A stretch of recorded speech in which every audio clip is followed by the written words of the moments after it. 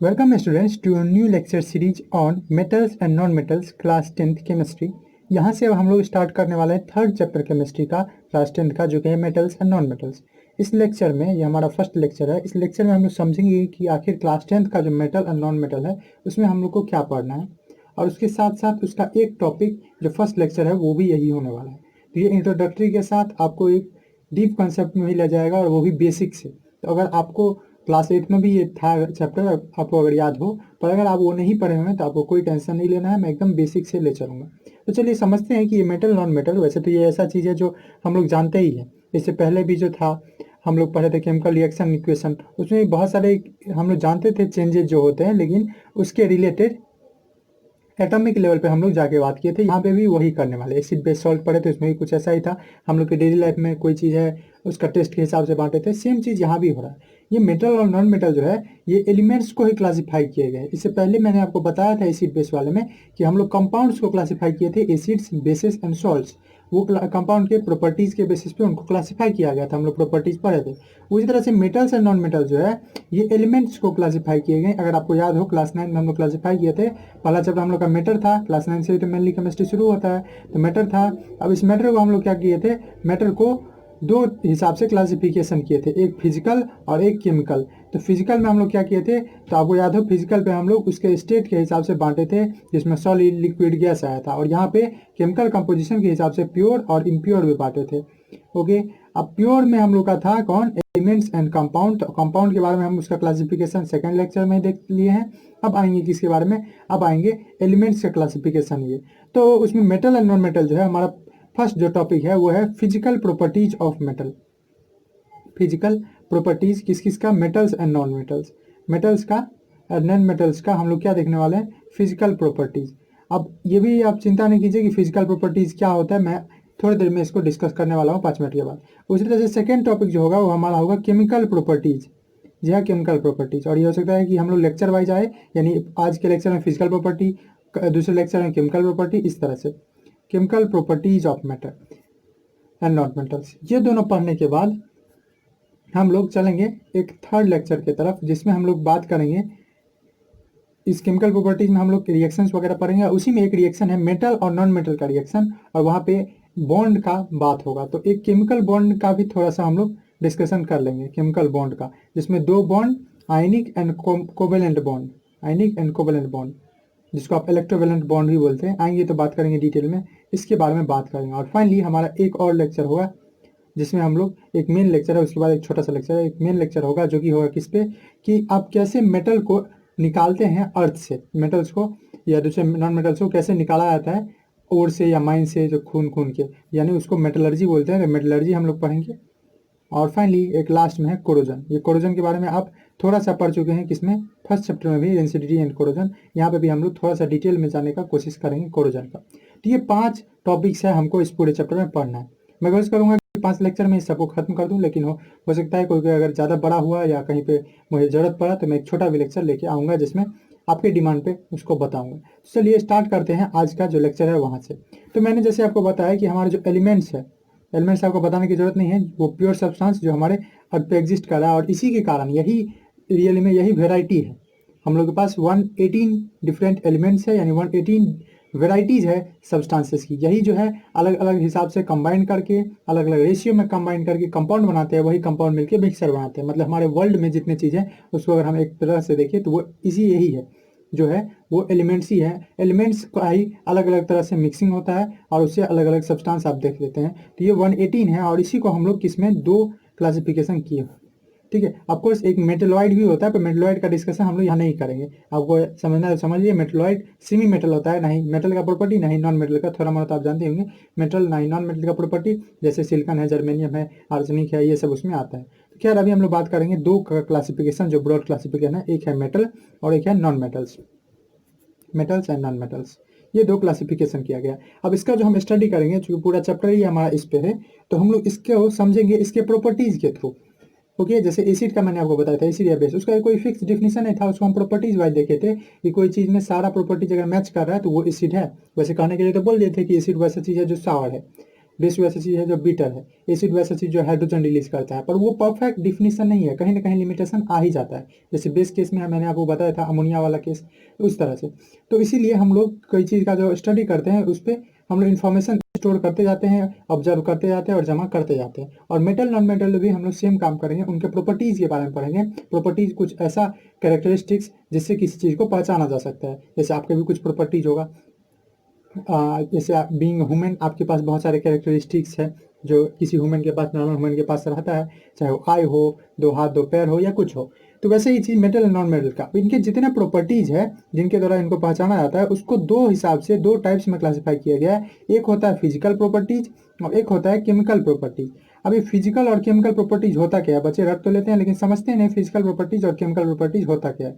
देखिए junior classes में भी आपको बताया गया, फिर भी अगर नहीं बताया गया है या आप नहीं पढ़े तो आप चिंता नहीं कीजिए, मैं यहाँ डिस्कशन कर लेता हूँ फिजिकल प्रॉपर्टीज और केमिकल प्रॉपर्टीज में क्या अंतर है। तो देखिए फिजिकल प्रॉपर्टीज वो प्रॉपर्टीज है जो आप किसी सब्सटेंस का स्टडी कर सकते हैं उस सब्सटेंस को बिना चेंज किए हुए। ओके, फिजिकल चेंज और केमिकल चेंज तो पढ़े होंगे ना। फिजिकल चेंज वैसा चेंज जिसमें कोई सब्सटेंस का आइडेंटिटी नहीं बदलता, सेम चीज़ है यहाँ भी। फिजिकल का मतलब है कि आप उस सब्सटेंस का, जिस सब्सटेंस का प्रॉपर्टीज पढ़ने वाले हैं उसमें कोई भी अल्टरेशन नहीं करने वाले हैं, उसमें कोई बदलाव नहीं करने वाले। लेकिन केमिकल प्रॉपर्टीज की जब भी बात करते हैं तो वहाँ पे उस सब्सटेंस को बदल दिया जाता है। आपको याद हो हम लोग जब पढ़े थे कुछ प्रॉपर्टीज एसिड्स की, तो वहाँ पे कुछ फिजिकल प्रॉपर्टीज भी था। जैसे आप लिटमस के साथ रिएक्शन देखे थे, ठीक है, उसका टेस्ट देखे थे, ये सब फिजिकल प्रॉपर्टी था। वहाँ पे एसिड के साथ कोई आप लोग केमिकल चेंज नहीं कर रहे थे, आप डायरेक्टली अगर लिटमस ले रहे थे तो उसको उसमें रिएक्ट करवा रहे थे, उसमें डिप कर रहे थे और आप पता कर सकते थे। ओके, आपको अगर देखना था कि इलेक्ट्रिसिटी कंडक्ट कर रहा है या नहीं कर रहा है तो आप सिंपली उसमें कोई चेंज नहीं करते थे, सिर्फ उसमें रॉड लगा के, इलेक्ट्रोड लगा के और सर्किट बना देते थे। तो वैसे प्रॉपर्टीज जो आप किसी सब्सटेंस का स्टडी कर सकते हैं बिना उस सब्सटेंस के आइडेंटिटी में चेंज किए हुए, वैसे प्रॉपर्टीज कहलाते हैं फिजिकल प्रॉपर्टी।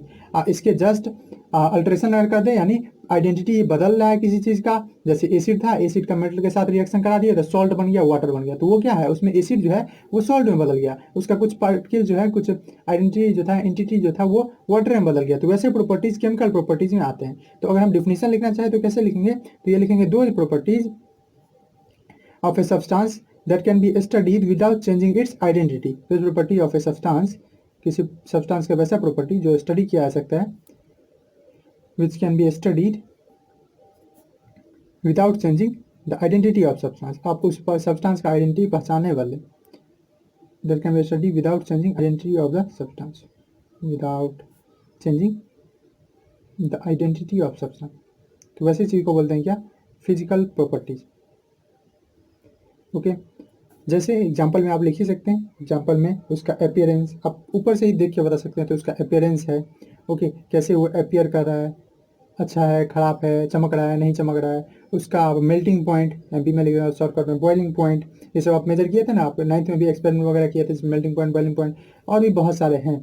ये सब चीज़ क्या कहलाता है, ये सब फिजिकल प्रॉपर्टीज़ के अंदर आता है। दूसरा जो प्रॉपर्टीज़ है वो है केमिकल प्रॉपर्टीज़। कंडक्टिविटी भी फिजिकल प्रॉपर्टी है, केमिकल प्रॉपर्टी। तो केमिकल प्रॉपर्टीज़ वैसे प्रॉपर्टीज़ है जो स्टडी किया जाता है बाय चेंजिंग कंपोजिशन या आइडेंटिटी ऑफ द सब्सटेंस। मतलब केमिकल प्रॉपर्टीज पढ़ने वक्त मैं लंबा नहीं लिखूंगा, अब समझ गए हैं कि वो प्रॉपर्टी, अब ये लाइन रिपीट कर देंगे, दो property of a substance which can be studied by changing the identity of substance. तो इसके में क्या करते हैं, by changing identity of substance, ये चीज़ सेम रहेगा।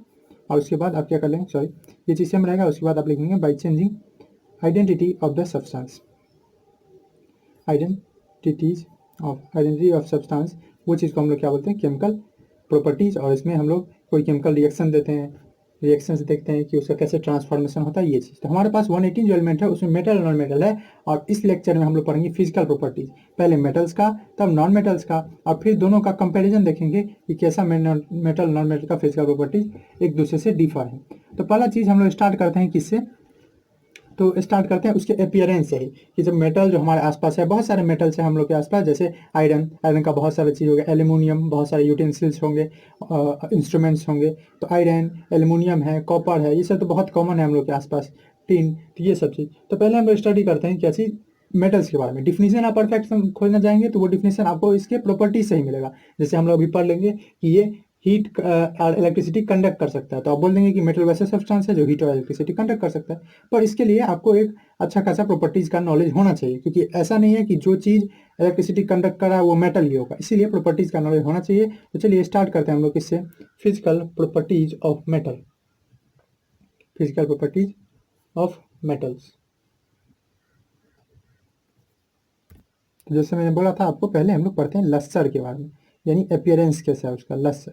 तो मेटल के पास अपना एक शाइनी अपियरेंस होता है, यहाँ पे लस्टर करने का मतलब, लसरस करने का मतलब एक शाइनी अपियरेंस रहता है। आप देखेंगे तो उसमें अलग ही चमक रहेगा। आप बोलेंगे हम तो बर्तन लाते हैं या कोई यूटेंसिल से रहता है या कोई भी ऐसा आयरन का चीज़ रहता है, वो नहीं चमकता रहता है, क्योंकि उस पर रस्टिंग लगा रहता है, कोरोजन, जो हम लोग पढ़ेंगे, वो रिएक्शन लगा रहा होता है, उसका आइडेंटिटी थोड़ा चेंज हो गया रहता है, वो रियली में आयरन रहता ही नहीं जो ऊपर में आप देखते हैं, तो इसलिए वो चीज़ शाइनी नहीं दिखता है। तो अब जो लस्टर है यानी शाइनी अपीयरेंस है, वो कोई भी मेटल रहता है उसके पास अपना एक शाइनी अपीयरेंस रहता है, और जब पॉलिश कर दिया जाता है अच्छे से तो वो आप देख सकते हैं। तो जब भी हम बोलते हैं कि metal are lustrous, metal are lustrous, ये जो प्रॉपर्टीज है उसको लस्टर जो बोलते हैं, लस्टर एक प्रॉपर्टीज है। और हम जब बोलते हैं कि मेटल लस्टरस है, मतलब कहने का मतलब कि metals have shiny surface, metals के पास क्या होता है, have a shining surface. Example के लिए सबसे अच्छा शाइनिंग में मैं आपको एग्जाम्पल दे सकता हूँ, किसका, गोल्ड का, सिल्वर का। ये सब कितने शाइनी होते हैं ये बताने का आपको जरूरत नहीं है। और भी बहुत सारे जो मैंने बोला था, आयरन भी, कॉपर भी, ये सब भी शाइनी होते हैं। गोल्ड है, सिल्वर है, कॉपर है, ये सब। अब यही जो प्रॉपर्टीज है शाइनिंग सरफेस होने का, ये चीज कहलाता है क्या, मेटेलिक लस्टर।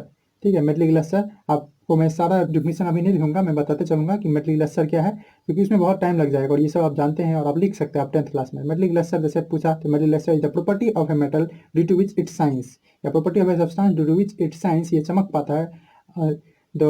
ऐसा भी लिख सकते हैं कि by lustrous a property we can say that metal can shine, या मेटल हैज शाइनिंग सरफेस। तो इस तरह से आप एग्जाम्पल भी लिख सकते हैं। अब कुछ एक्सेप्शंस भी हैं इसके, ओके, और ये नॉन मेटल के केस में है। तो एक्सेप्शंस के बारे में भी हम लोग इसी तरह से बात करते जाएंगे, जैसे ग्रेफाइट जो कि कार्बन, कार्बन एक नॉन मेटल होता है, और आयोडीन जो दोनों नॉन मेटल है, लेकिन उसके बावजूद इसके पास ये क्या होते हैं, लसरस होते हैं। तो मैं कुछ कुछ एक्सेप्शंस की भी बात करते चलूंगा। एक्सेप्शंस वैसे चीज होते हैं जो अपने एक कॉमन रूल से भटक के चलते हैं। ठीक है, अपने कॉमन रूल से भटक के चलते हैं, उस चीज़ को एक्सेप्शन बोलते हैं। ओके, तो एक्सेप्शन जैसे यहाँ पे ग्रेफाइट एंड आयोडीन, ये सब केस में होता है। जैसे आपको स्कूल भेजा जाता है पढ़ने के लिए, कोई कैसे होता है कि पढ़ाई छोड़ के तो कोई दूसरा ही चीज़ करते रहता है, तो वो वहाँ पे एक्सेप्शन है, वो स्टडी के लिए एक्सेप्शन है। ग्रेफाइट एंड आयोडीन ये क्या है, आलसरस। तो इसीलिए मैं ये बता रहा था कि कोई चीज़ है वो लसरस है, ये आप देख के डायरेक्ट नहीं बोल देंगे कि ये मेटल है। ओके, आपको और भी प्रॉपर्टीज उसको मैच करना पड़ेगा, लसरस है, लेकिन ये दोनों क्या है, graphite iodine, but are non metals, but they are non metals. ये क्या होता है, नॉन मेटल्स। अब शाइनी अपीयरेंस का यूज भी है क्या, अगर पूछ दिया तो हाँ जरूर यूज है ना। इसी शाइनी अपीयरेंस के कारण हम लोग क्या करते हैं, जितने मेटल्स है जैसे गोल्ड है, सिल्वर है, इस सब का किस में यूज होता है, ज्वेलरी बनाने में, डेकोरेशन पर्पज के लिए इस सब का यूज होता है। ओके, उनको एक अच्छा रिफ्लेक्टर बनाता है लाइट का, वो अपेयर करते हैं, उसी के कारण वो चमक भी दिखाते हैं। तो मेटल है शाइनिंग सरफेस तभी रहता है, मैं फिर से बता दूं, मेटल के पास शाइनी सरफेस तभी रहता है जब वो क्या रहता है, फ्रेश रहते हैं। जैसे कि मैंने आपको बताया, बाद में उस पर रस्टिंग वगैरह हो जाता है जब एयर से एक्सपोज कर दिया जाता है, तो उसका अपीयरेंस वो जैसा दिखता रहता है, थोड़ा सा डल हो जाता है। ओके, और ये डल उसको हटाया जाता है फिर से, और भी तरीके हैं जिससे उसको हटाया जा सकता है, ऑक्साइड या दूसरा चीज़ फॉर्म हो जाता है। ओके, दूसरी चीज़ बात करते हैं कि मेटल हमको टच करने में कैसा लगने वाला है। तो मेटल को आप जब टच करेंगे तो वो आपको हार्ड लगने वाला है। तो metals are hard, are generally hard, इसीलिए मैं बोला फिर से, जनरली हार्ड का क्या मतलब है, हार्ड सीधा बोलेगा तो क्या हो जाता है, इसलिए कि कुछ ऐसे मेटल भी होते हैं जो इतना सॉफ्ट होते हैं जिनको आप चाकू से काट सकते हो। और कुछ एग्जांपल ले लो, इसका एग्जांपल ले लो जो एकदम हमारे पास कॉमन है, आयरन का। क्या आयरन को आप चाकू से काट सकते हो, नहीं, वो तो कटते नहीं रहता है, आयरन को आयरन ही काट सकता है, आप ऐसा सुने होंगे, या दूसरी चीज़ वैसे। तो कोई मैक्सिमम जो चीज़ होते हैं मेटल्स वो हार्ड रहते हैं, इनका फिजिकल प्रॉपर्टी है, लेकिन उनमें एक्सेप्शंस भी है। वो एक्सेप्शंस क्या है, तो एक्सेप्शन है हार्डनेस से, तो आपको थोड़ा भी दिक्कत नहीं ना, हार्डनेस क्यों होता है, और हार्डनेस होता है, ये चीज़ सॉलिड भी होता है, अभी हम लोग पढ़ेंगे मेटल सॉलिड होता है। तो एक्सेप्शंस हो गए इसके कौन कौन, तो हो गया Na, मैं सिंबल लिख रहा हूँ, यानी सोडियम एंड पोटेशियम। सोडियम और potassium are soft, generally soft, ये सॉफ्ट होते हैं, और इतना सॉफ्ट होते हैं कि इनको आप नाइफ की मदद से भी काट सकते हैं। तो बहुत सारे मेटल हार्ड होते हैं, लेकिन सारे मेटल इक्वली हार्ड नहीं होते हैं, हार्डनेस जो है वो वेरी करता है अलग अलग मेटल पे। जैसे कि आयरन है, कॉपर है, एग्जाम्पल में यहाँ लिख सकते हैं, आयरन है Fe, कॉपर है Cu, ये सब मेटल बहुत ज़्यादा हार्ड होते हैं, एल्युमिनियम etc, ये सब बहुत हार्ड होते हैं। ओके, लेकिन कुछ कुछ ऐसे भी मेटल हैं जिनको आप नाइफ से काट सकते हो, मतलब समझ रहे हो, जैसे आप नाइफ से काटना कितना आसान हो गया, आप सब्जी को भी काट सकते हो उसी नाइफ से, और उसी नाइफ से वो सब चीज़ को, मतलब वो सॉफ्ट मेटल बनाते हैं। जिसमें एग्जाम्पल आपके पास है कौन कौन, तो एग्जाम्पल में आपके पास है सोडियम है, पोटेशियम, आप अगर प्रेस कर दो उसको चाकू रख के तो वो कट जाता है आसानी से। तो ये सब चीज़ क्या है, ये सब हो गया मेटल का एक हार्डनेस का प्रॉपर्टी, और उसमें कुछ एक्सेप्शन। ओके, थर्ड आता है कि मेटल जो है वो स्ट्रांग होता है, मेटल्स आर स्ट्रांग, स्ट्रांग होते हैं। ओके, और उनके साथ साथ एंड हैज टेंसाइल स्ट्रेंथ, ये भी यहीं रख लीजिए, टेंसाइल स्ट्रेंथ। टेंसाइल स्ट्रेंथ क्या होता है, या टेंसिल स्ट्रेंथ बोलते हैं, ये ऐसा प्रॉपर्टी है किसी चीज़ का जिसके कारण वो ज़्यादा लोड सह सकता है, ज़्यादा स्ट्रेस सह सकता है बिना टूटे हुए, बिना ब्रेकिंग का। अगर कोई चीज़ ज़्यादा लोड सह सकता है वही चीज़ उसका टेंसाइल स्ट्रेंथ, वो प्रॉपर्टी उसका टेंसाइल स्ट्रेंथ कहलाता है। जैसे नाइलॉन, रेयॉन है, ये सब के पास ज़्यादा रहता है टेंसाइल स्ट्रेंथ, इसलिए आप जानते होंगे कि नाइलॉन सब का यूज, बहुत सारी चीज़ों का यूज स्विमिंग कॉस्ट्यूम्स में या पैराशूट बनाने में इस सब में यूज होता है। क्यों? क्योंकि उसका टेंसाइल स्ट्रेंथ बहुत है, वो ज़्यादा लोड भी सहेगा तो वो टूटेगा नहीं। तो मेटल्स के साथ भी ऐसा ही है, इसीलिए बड़े बड़े ब्रिज जो रहते हैं वो इसी के बनाए रहते हैं, बड़े बड़े पुल जो रहते हैं वो किसके बनाए रहते हैं, ऑफकोर्स मेटल्स के, आयरन के। तो वो कैसे, वो इसलिए क्योंकि मेटल बहुत स्ट्रांग होते हैं, उनके पास हाई टेंसिल स्ट्रेंथ होता है।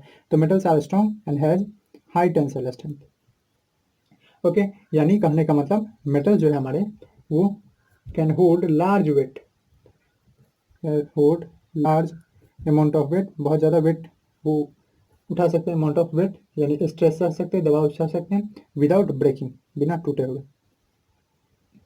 ओके, इसीलिए आयरन सब का यूज जो होता है बहुत सारे मशीन्स बनाने में, बिल्डिंग्स बनाने में, ब्रिज बनाने में, इस सब के लिए यूज किया जाता है। ओके, एक्सेप्शन है क्या? Yes, we have exception here also. और वो एक्सेप्शन क्या है? वही जो पहले था, सोडियम और पोटेशियम, वो बहुत ज़्यादा सॉफ्ट होता है तो वो ऑफकोर्स क्या होगा, इतना स्ट्रांग भी नहीं होगा। ओके, एक और प्रॉपर्टी इसी से देखा जाना हम लोग का है, और वो क्या है, तो वो है कि मेटल का स्टेट क्या है रूम टेम्परेचर पे। मतलब स्टेट करने का मतलब हम लोग जानते हैं मैटर को हम लोग सॉलिड, लिक्विड, गैस में बांटे, तो वो स्टेट क्या अवस्था क्या है। तो मेटल्स जनरली सॉलिड होता है, metals are generally solid.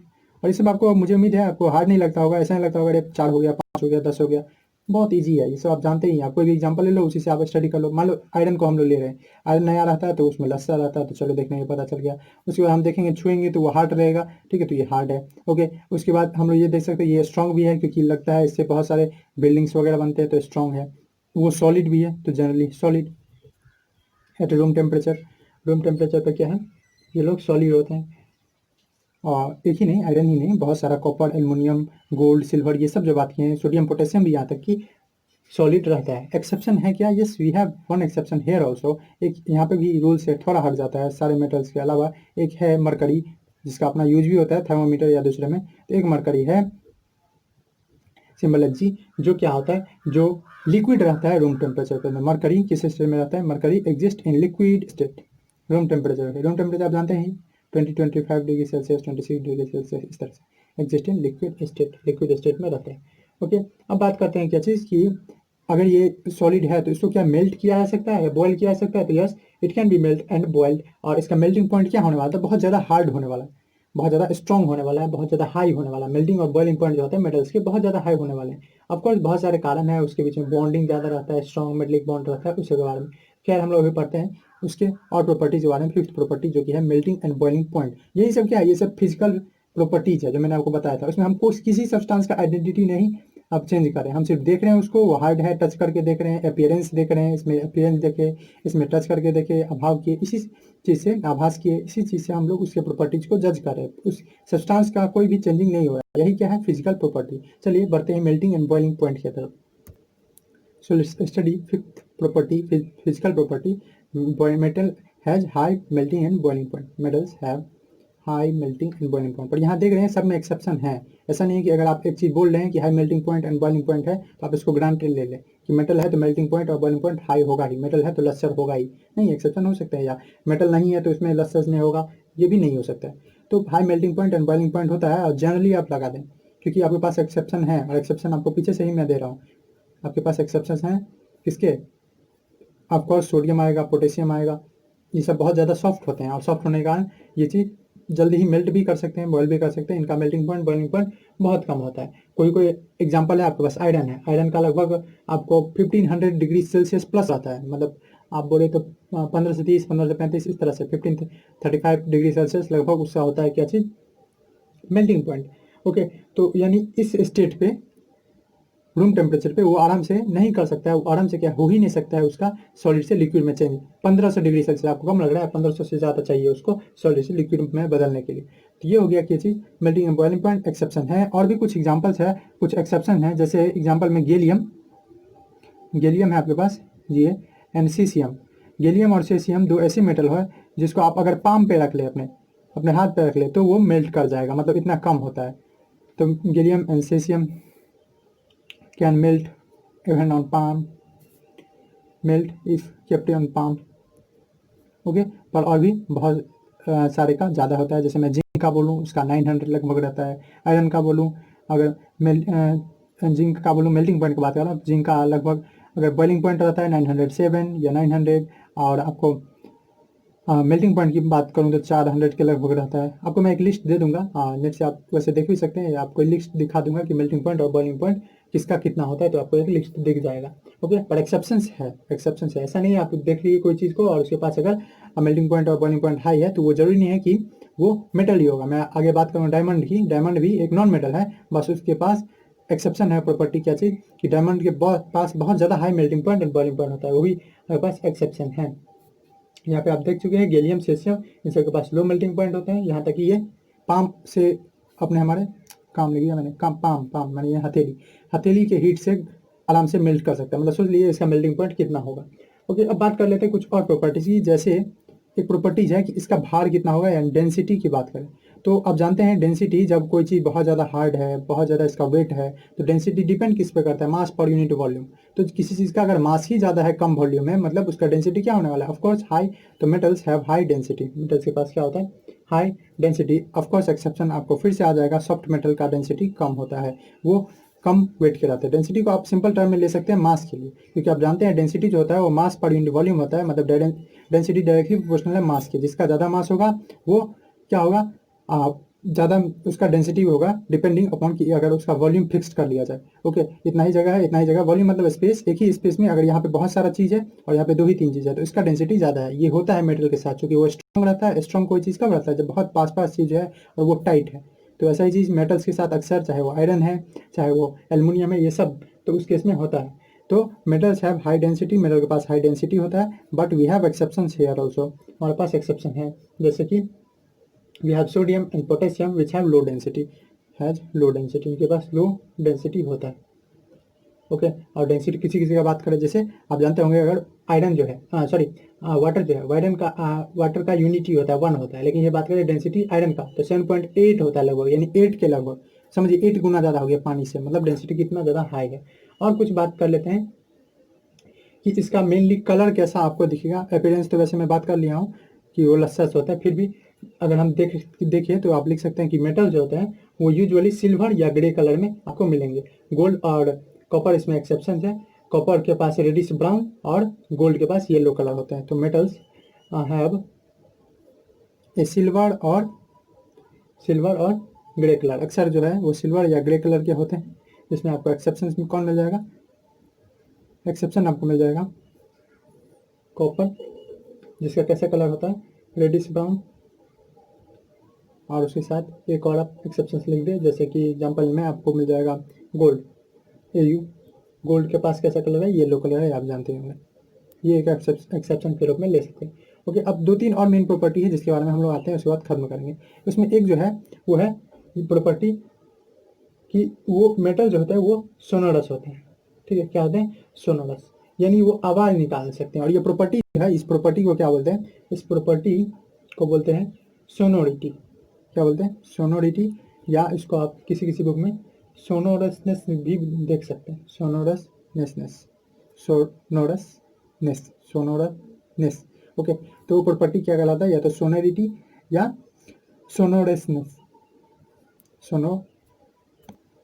Okay. तो अब ये होता क्या है, तो ये प्रॉपर्टी में जैसे बताया कि बहुत सारे मेटल्स, जैसे आप के स्कूल में भी हो सकता है कि जो बेल बजाने वाला हो वो आयरन का हो, उस पर हैमर किया जा रहा हो, तो उस कंडीशन में आप देख सकते हैं कि जो मेटल्स होते हैं वो एक रिंगिंग साउंड प्रोड्यूस करते हैं। ये जो प्रॉपर्टी है जिसके कारण मेटल्स एक रिंगिंग साउंड प्रोड्यूस करते हैं, वो चीज़, वो प्रॉपर्टी क्या है, वो चीज़ है प्रॉपर्टी उसका सोनोरसनेस, ठीक है, सोनोरसनेस या सोनोरिटी, यानी कह सकते हैं मेटल जो होते हैं वो क्या होते हैं, मेटल्स आर सोनोरस, यानी metal are sonorous means metals produce, metal जो होते हैं वो प्रोड्यूस करते हैं क्या चीज़, रिंगिंग साउंड ऑन बीटिंग या हैमरिंग, रिंगिंग साउंड प्रोड्यूस करते हैं जब उनको हैमर किया जाता है या उन पर चोट किया जाता है।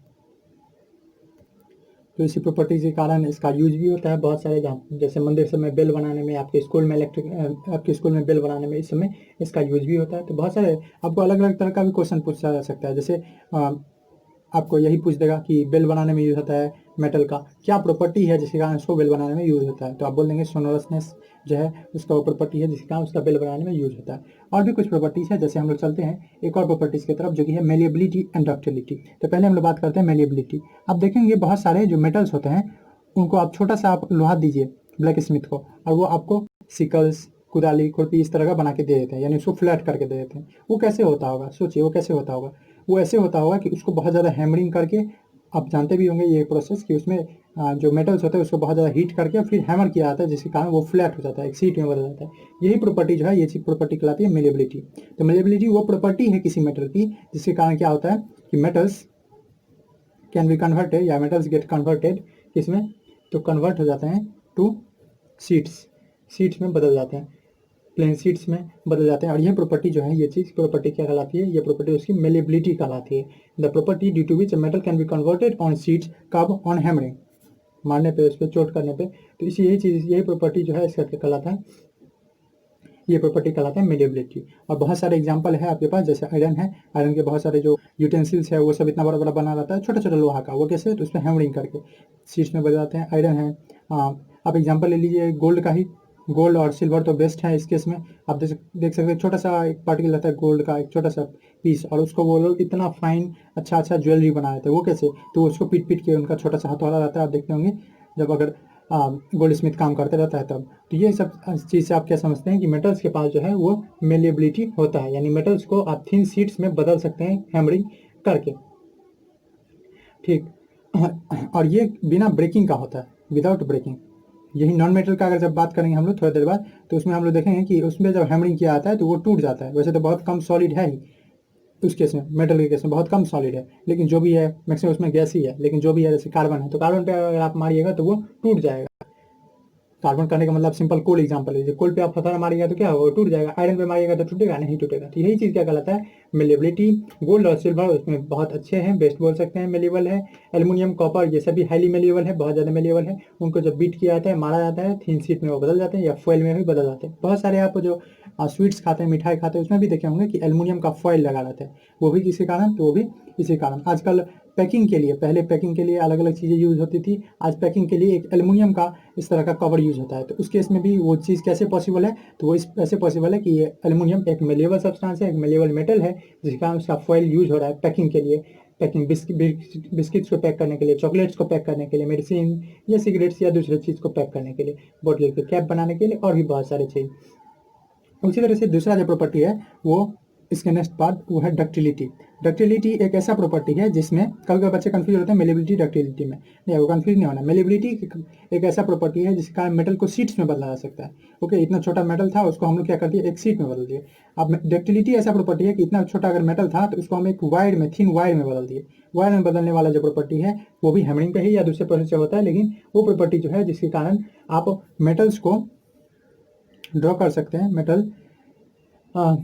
मेटल्स आर ड्रॉन, यानी उनको बना दिया जाता है या gets converted to wire, to thin wire, पतले पतले वायर्स में। आप देखते हैं वायर्स में वो प्रॉपर्टी जो है वो चीज़ का डक्टिलिटी कहलाता है। ये भी बहुत इंपॉर्टेंट प्रॉपर्टी है। आपको डायरेक्ट नहीं पूछेगा डक्टिलिटी, आपको हो सकता है ऐसे पूछ ले कि किस कारण से आप जो है वो बहुत सारी चीज़ों का, एल्युमिनियम का या इस सब चीज़ों का आप यूज कर पा रहे हैं इलेक्ट्रिसिटी के डिपार्टमेंट में, उसका वायर बना पा रहे हैं, तो that property is due to ductility. Aluminium के पास या कॉपर के पास डक्टिलिटी है जिसके कारण हम उसका वायर यूज कर पा रहे हैं, ओके। गोल्ड बहुत अच्छा है, डक्टाइल है, तो इससे आप एक क्वेश्चन ऐसा भी कभी कभी आपको मिल जाएगा कि गोल्ड और सिल्वर बहुत अच्छे डक्टाइल मेटल है, यानी उनको वायर्स में बदल सकते हैं। तो फिर गोल्ड और सिल्वर का ही क्यों नहीं यूज किया जाता है घर के वायरिंग में? तो आंसर एकदम सिंपल है कि गोल्ड और सिल्वर का उतना ज़्यादा रिसोर्स नहीं है जितना आयरन्स का है। भले ही वो बहुत अच्छा डक्टाइल है, लेकिन वो कम रिसोर्स होने के कारण बहुत ज़्यादा महंगा है, इसलिए उसका यूज हम लोग नहीं कर सकते हैं। और सोच लिए थोड़ा सा कि अगर गोल्ड का होने लगा तो सबका वायर ही खोल के लेके जाने लगेगा। ठीक, तो बहुत सारे आप देखे भी होंगे आप लैब में भी कि वायर सब रहते हैं, वो सब भी कैसे मेटल्स के ही रहते हैं। तो इस तरह से आप बोल सकते हैं मेटल जो है वो मेलेबल है और डक्टाइल है। ओके, एक और प्रॉपर्टी आप पढ़ लेते हैं लास्ट, जो कि है कंडक्टिविटी। कंडक्टिविटी वो प्रॉपर्टी है किसी सब्सटेंस का जिसके कारण वो किसी चीज़ का ट्रांसफर कर देते हैं। और यहाँ पे हम लोग कंडक्टिविटी दो का बात करने वाले हैं, हीट एंड इलेक्ट्रिसिटी।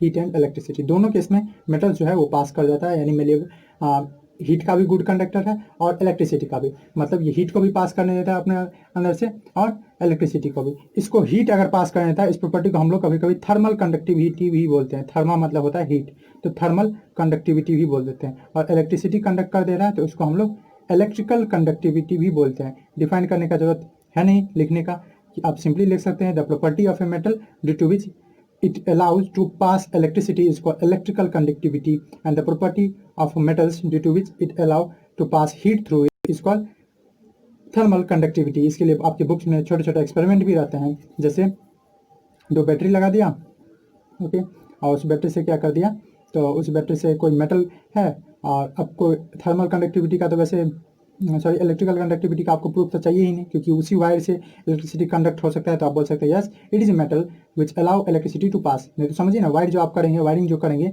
उसे करंट पास हो रहा है तभी ना हो रहा है। और वो वायर किसका बना था? ऑफकोर्स मेटल से ही वायर तो बनाया गया है, तो वो इलेक्ट्रिकल कंडक्टर है, उसमें तो कोई आपको डाउट होना ही नहीं चाहिए। कभी कभी ये डाउट होता रहता है कि हम कैसे दिखाएं कि कोई चीज़ थर्मल कंडक्टिविटी है, मेटल थर्मल कंडक्टिविटी है। इसके लिए जो घर में खाना बनाते हैं उनको तो बहुत अच्छे से पता है कि अगर देखते होंगे आप कि जब कोई बर्तन चढ़ता है गैस पे या चूल्हे पे, तो उस कंडीशन में उसको हीट दिया जाता है नीचे से, लेकिन उसका ऊपर भी पूरा गर्म हो जाता है। ओके, नहीं आप हुआ है तो कभी टच करके कोशिश कीजिएगा, नहीं टच नहीं कीजिएगा। इसीलिए ना आजकल जो कुकर होता है, प्रेशर कुकर, उसके केस में क्या किया जाता है, उसमें ढक्कन दिया जाता है, या फ्राइंग पैन होता है उसके केस में ढक्कन दिया जाता है। Yes, metal is good conductor of heat as well as electricity. आपको एक एक्सपेरिमेंट इस तरह का दिख सकता है। सेटअप आपको मैं फिगर में ही आपको दिखा दूंगा कि आपको इस तरह से सेटअप मिलेगा, जिसमें आप देख सकते हैं एक क्लैंप रहता है। क्लैंप मतलब सिंपली स्टैंड जो बांधने वाला है, वो एक रॉड लगा हुआ है, और आप देख सकते हैं बर्नर है, बर्नर से हीट से अप्लाई किया जा रहा है। दो तीन आयरन नेल जो है उसको वैक्स की मदद से, मोम की मदद से उसको फिक्स किया हुआ है वहाँ पे। और आप देखेंगे कि वो आयरन नेल है दूर में, लेकिन हीट किया जा रहा है एक कॉर्नर में, और एक कॉर्नर से दूसरे कॉर्नर वाला जो वैक्स है वो पिघल के नीचे गिर रहा है। ये तभी हो सकता है जब हीट जो है वो यहाँ से यहाँ पास किया, यानी जो वो एल्युमिनियम का रॉड था या आयरन का रॉड था, वो आपको पास करने दे रहा है किस चीज़ को, वो पास करने दे रहा है हीट को, तभी ना हो रहा है। तो इस तरह से यही चीज़ें थी जो प्रॉपर्टीज हैं मेटल्स के, मेन मैंने सब डिस्कस कर ही दिया लगभग। और प्रॉपर्टीज का लिमिटेशन है नहीं, बहुत सारा हो सकता है, तो आप पढ़ सकते हैं अलग अलग बुक से डिटेल में। ओके, पर मेरे हिसाब से इतना काफ़ी है आपके लिए। उसी तरह से अब हम पढ़ेंगे किसके बारे में, नॉन मेटल के बारे में। और नॉन मेटल में इतना टाइम नहीं लगेगा, चिंता नहीं कीजिए। नॉन मेटल की कुछ प्रॉपर्टीज बात करेंगे, फिर इन दोनों के बीच में कंपेरिजन देखेंगे कैसे मेटल और नॉन मेटल फिजिकल प्रॉपर्टीज के बेसिस पे एक दूसरे से डिफर है, एक दूसरे से डिफरेंट है। तो चलिए बात करते हैं किसका, नॉन मेटल्स का फिजिकल प्रॉपर्टीज का। तो let's discuss physical properties of non metals,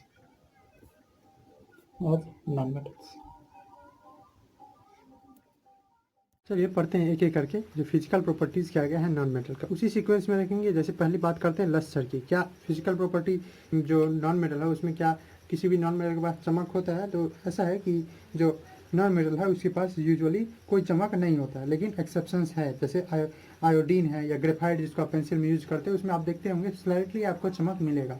तो लस्टर के हिसाब से बात करेगा तो non metals do not have lustre. वो मेटलिक लस्टर रहता था, लेकिन नॉन मेटल्स के पास नहीं रहता है, डू नॉट हैव लस्टर। लेकिन अगर बात की जाए कुछ एक्सेप्शन की, तो यस यहाँ पे एक्सेप्शन आपको मिल जाएगा। और एक्सेप्शन कौन मिलेगा? तो एक्सेप्शन आपको मिल जाने वाला है आपको ग्रेफाइट, जो कि एक कार्बन है, कार्बन का एलोट्रॉप्स है, एंड आयोडीन्स। ये दो चीज़ें जो आपको थोड़ा सा चमक दिखाता है। ओके, आते हैं सेकेंड प्रॉपर्टी पे। और सेकेंड प्रॉपर्टी में हम लोग बात करते हैं हार्डनेस की, कि नॉन मेटल हार्ड होते हैं या नहीं। तो ऐसा है कि नॉन मेटल जो है वो हार्ड भी नहीं होते हैं। वैसे तो बहुत कम ही नॉन मेटल है जो सॉलिड होते हैं। अगर मैं आपको एक डिटेल में इन्फॉर्मेशन दूँ तो हमारे पास 22 नॉन मेटल्स है। ओके, मेटल्स कितने हैं तो 75% लगभग हमारे पास मेटल है। फिक्स काउंट नहीं बता सकता क्योंकि बहुत सारी चीज़ें होते रहते हैं, कोई मेटल रहता है जो सेमी मेटल बन जाता है, अभी भी डिस्कवरी चल रही है। तो अबाउट 75% नॉन मेटल है और 22 नॉन मेटल में से हम लोग अगर देखिए तो 11 गैस ही है, एक लिक्विड है और 10 जो बचा वो सॉलिड है आपके पास। ये आप इन्फॉर्मेशन अपने पास रख सकते हैं। तो अगर बात करें कि सॉलिड है तो वो क्या होगा, वो हार्ड ही होगा, तो ऐसा नहीं है। सॉलिड भी है तो हार्ड होना ये जरूरी नहीं है। कुछ सॉलिड नॉन मेटल्स है जैसे सल्फर है, फॉस्फोरस है, ये सब सॉफ्ट ही है। लेकिन हाँ, एक्सेप्शंस यहाँ भी है। जैसे कार्बन का मैंने एग्जांपल दिया, कोल आप एग्जांपल ले लीजिए, डायमंड ले लीजिए, ये सब तो हार्डेस्ट सब्सटेंस है। तो वैसे तो जो इसका बात करें हार्डनेस का, तो नॉन मेटल्स जनरली सॉफ्ट होता है। नॉन मेटल्स आर सॉफ्ट, चाहे वो सॉलिड हो, लिक्विड हो या गैस हो। लेकिन हार्डेस्ट सब्सटेंस का भी अगर बात करें अभी तक मेटल और नॉन मेटल में, तो वो डायमंड का आता है जो कि एक नॉन मेटल है। नॉन मेटल जनरली क्या होता है, नॉन मेटल जनरली सॉफ्ट होते हैं।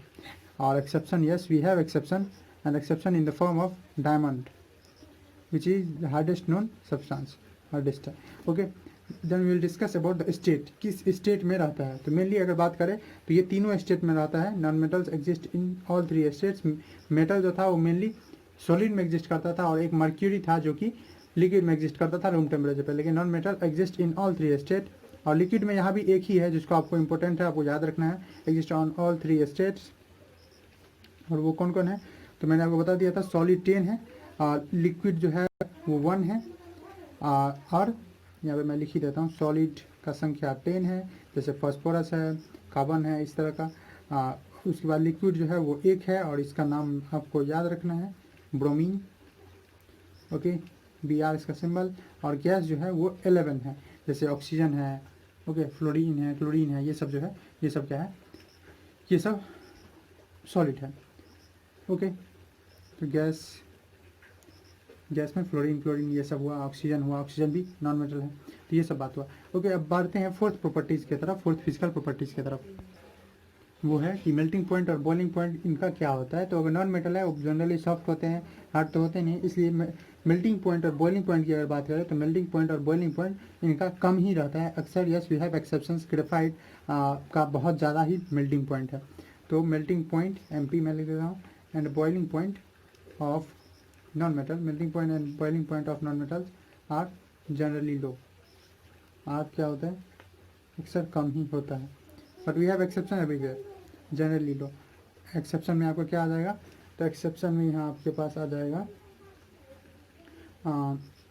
ग्रेफाइट, जिसके पास बहुत हाई है, और उसी तरह से डायमंड के पास भी हाई है, बहुत ज़्यादा मेल्टिंग एंड बॉइलिंग पॉइंट। चलिए फिफ्थ प्रॉपर्टी की तरफ बढ़ते हैं और देखते हैं कि इसका जो डेंसिटी है या ये आवाज़ निकाल पाता है या नहीं, यही सब। तो अगर बात करें स्ट्रेंथ की कि इसमें मजबूती होता है या नहीं, तो आंसर है ना के बराबर।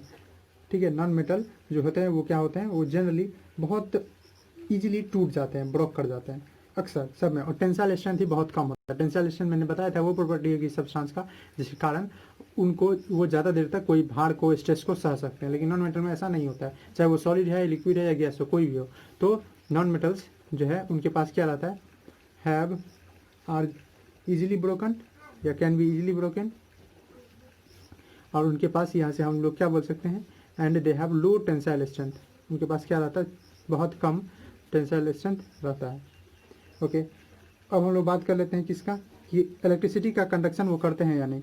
तो again non metal generally poor conductor हैं, लेकिन yes we have graphite. Graphite आपको दिख रहा होगा, अक्सर में आ रहा है, चाहे वो लेक्चर की बात हो, कंडक्शन की बात हो, मेल्टिंग पॉइंट, बॉइलिंग पॉइंट की बात हो, तो आप देख सकते हैं। वैसे इसीलिए तो बोल रहा हूँ मैं, रटने का जरूरत नहीं है, बस आप थोड़ा ध्यान से देखिए। तो non metals are generally bad conductor of electricity, generally bad conductor of heat and electricity, conductor of heat and electricity. लेकिन we have exception here also, graphite है। और इसको आप कैसे चेक कर सकते हैं, तो मैंने आपको एग्जांपल दिया था, मैंने एक एक्सपेरिमेंट का सेटअप आपको दिखाया था कैसा। तो इसमें आप बैटरी ले लेंगे, वहाँ पे वायर लगाते थे इसलिए पता चल जाता था। अब क्या करेंगे, एक वायर के बीच में एक दोनों तरफ से एक ऐसा पेंसिल लेंगे जिसका दोनों तरफ निकला हुआ हो, उसका जो लिखने वाला पॉइंट है दोनों तरफ से निकला हुआ, उसमें वायर लगा देंगे, और वायर लगा के एक बीच में बल्ब लगा देंगे, और बल्ब को सर्किट से कनेक्ट कर देंगे बैटरी से। तो आप देखेंगे कि यहाँ पे बल्ब अभी जल रहा है, मतलब इस पेंसिल के थ्रू कंडक्शन हुआ इलेक्ट्रिसिटी का। कैसे हुआ होगा, मतलब ये जो इसमें लगा हुआ है वो गुड कंडक्टर होगा तभी ना हुआ होगा। तो चलिए बढ़ते 7 की तरफ, जो कि है इसका क्या चीज़, तो अब बात कर लेते हैं कि इसका सोनोरस है, बात कर लेते हैं इसका नेक्स्ट प्रॉपर्टी। और नेक्स्ट प्रॉपर्टी में हम लोग बात कर लेते हैं कि इसका लसरनेस है या नहीं, यानी आवाज़ निकालता है या चमक, तो हम लोग देख ही चुके हैं। तो इसका बात करते हैं अब आवाज़ का, जिसको हम सोनोरिटी बोलते हैं या सोनोरसनेस बोलते हैं, उसके बारे में बात कर लेते हैं। तो ऐसा है कि नॉन मेटल्स, चाहे कोई नॉन मेटल्स हो, इस केस में कोई आवाज़ निकालने वाला नहीं है। Non metals do not produce sound.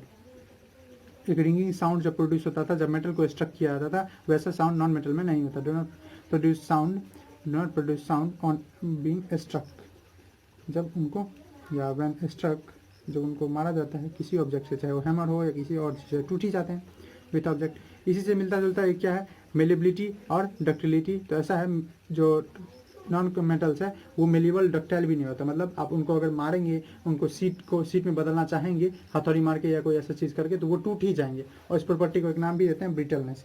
तो आप इस दोनों को एक ही मैं लिख देता हूँ, क्या है कि non metals are non malleable and ductile. नाम ही है नॉन मेटल, तो नॉन दोनों में लग गया। आर नॉन मेलेबल, नहीं नॉन मेलेबल भी है, एंड नॉन डक्टाइल, यानी वो उनको अगर मारिएगा तो ये टूट जाएगा। और इस प्रॉपर्टी को एक नाम भी देते हैं, इस प्रॉपर्टी को नाम देते हैं ब्रिटलनेस। क्या नाम देते हैं? ब्रिटलनेस। ये ब्रिटलनेस है क्या? ये प्रॉपर्टी है किसका? किसी सब्सटेंस का, ऑफ ए सब्सटेंस, यहाँ पे नॉन मेटल का बात करें तो of a non metal to break easily. कब? जब उसको मारा जाए। और ये नॉन मेटल का एक कैरेक्टरिस्टिक्स है। आप किसी भी नॉन मेटल का बात करें, मैक्सिमम उसमें ये बोल सकते हैं 100% जो नॉन मेटल है वो नॉन मेलेबल, नॉन डक्टाइल है, उनके वायर नहीं बना सकते। भले ही ग्रेफाइट कंडक्ट करता था, लेकिन उनका वायर तो नहीं ना था। ग्रेफाइट आप जो देखे थे, वो पेंसिल में आप जो देखे थे वो ग्रेफाइट है, तो वो थोड़ी ना वायर थोड़ी ना था, वो तो एक पेंसिल की तरह का था, पेंसिल का लिखने वाला पॉइंट था, उसे हम लोग चेक किए थे। तो यही सब मेन कुछ प्रॉपर्टीज़ है कहने के लिए। तो मैं फिर से बोल रहा हूँ कि बहुत सारे हो सकते हैं। जैसे आप लिख सकते हैं कि इलेक्ट्रोपॉजिटिव कौन है, इलेक्ट्रोनेगेटिव। अगर आप 9th में इलेक्ट्रो कन्फिग्रेशन देखे हुए हैं तो उससे हिसाब से इलेक्ट्रोपॉजिटिव इलेक्ट्रोनेगेटिव जानते हैं ना। एक होता है जो इलेक्ट्रॉन को गेन करता है और लॉस करता है। मैं आपको डिटेल में नहीं ले गया क्योंकि इस सब के बारे में बॉन्डिंग में बात करूंगा ही। तो नॉन मेटल इलेक्ट्रोनेगेटिव होता है, मेटल इलेक्ट्रोपॉजिटिव होता है, इस सब के बारे में ढेरों बात कर सकते हैं, पर मैंने अभी बात नहीं किया आपका। ओके, एक डेंसिटी छूट गया है, तो ये भी रख लीजिए कि non metals are light and have low density. Non metals जो होते हैं वो हल्के होते हैं और उनके पास लो डेंसिटी होता है, एंड हैव लो डेंसिटी। तो करने के लिए तो बहुत कर सकते हैं, लेकिन मैंने सब नहीं किया। उसमें 10 से 11 आपको हो गया होगा, इसलिए कुछ पॉइंट मैंने इसमें मिक्स कर दिया। जैसे मेलेबल और डक्टाइल उसमें अलग अलग मैंने किया था, पर यहाँ पे दोनों को सेम कर दिया। तो इसलिए कुछ पॉइंट उसमें 9-10 गया होगा, इसमें 9 गया है, तो इसलिए आप उसको एडजस्ट कर ले। हमारे हिसाब से इतना काफ़ी है। अब बढ़ते हैं कि डिफरेंस कैसे है फिजिकल और प्रॉपर्टीज़ के हिसाब से मेटल और नॉन मेटल में। चलिए बढ़ते हैं। चलिए अभी कुछ नया नहीं करने वाले, जो हम लोग पढ़े हैं उसी के हिसाब से एक डिफरेंस देखेंगे कि कैसे मेटल और नॉन मेटल अलग है। तो पहला अगर बात करें लसरस की, कि लसर है या नहीं, तो इसमें है कि यस मेटल्स हैव लसर, इसमें है no. Okay, but we have exception. मैं कोई एक्सेप्शन ना लिख दूंगा, वैसे मैंने डिटेल में पहले ही बता दिया हुआ है कि ग्रेफाइट है, आयोडीन है, इसके पास एक्सेप्शंस है। ओके, नेक्स्ट हम लोग बात करेंगे किसके बारे में, कि कंडक्शन के बारे में, कंडक्टिविटी के ऊपर, कि कंडक्ट कर पाता है या नहीं। तो आंसर है मेटल्स में यस। आप कैसे लिखेंगे? तो yes metal are good conductor of heat and electricity, non metals are generally bad conductor of heat and electricity. No, conductivity no है। एक्सेप्शन अगेन ग्रेफाइट है। ओके, अब बात करते हैं क्या कि इसके स्टेट के बारे में। तो स्टेट अगर बात करें मेटल्स की, तो ये जनरली सॉलिड होते हैं, but exception we have mercury which is liquid. Exceptions mercury है जो कैसे स्टेट में रहता है? लिक्विड स्टेट में। नॉन मेटल की बात करें तो ऑल 3 स्टेट्स, और उसमें आपको एक मेन जो याद रखना है वो क्या, तो वो ये कि जो आपका ब्रोमीन है, ब्रोमीन क्या होता है? ब्रोमीन लिक्विड स्टेट में रहता है। एक ही है जो लिक्विड स्टेट में रहता है, रूम टेम्परेचर की बात कर रहे हैं। उसके बाद आता है, उसके बाद क्या, मेलेबिलिटी। तो yes metals are malleable, non metals are generally not malleable, तो नो। तो आप ऐसे ही लिखेंगे metals are malleable, non metals are non malleable. We have ductility property, उसी के हिसाब से डक्टिलिटी मतलब वायर में बदलने वाला प्रॉपर्टी। तो वायर में मेटल्स का बदला जा सकता है, इसलिए वायर के रूप में यूज़ करते हैं। आंसर नॉन मेटल में नो। ओके, उसके बाद हम बात कर सकते हैं किसके बारे में? साउंड के बारे में, यानी सोनोरिटी के बारे में या सोनोरसनेस के बारे में।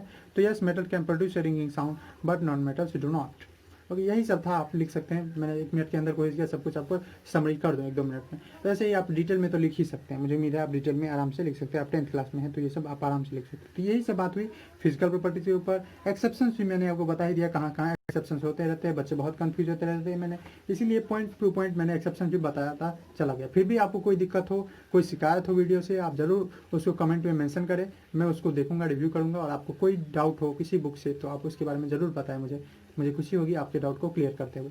चलिए इसी तरह से देखते रहिए। Thanks for watching.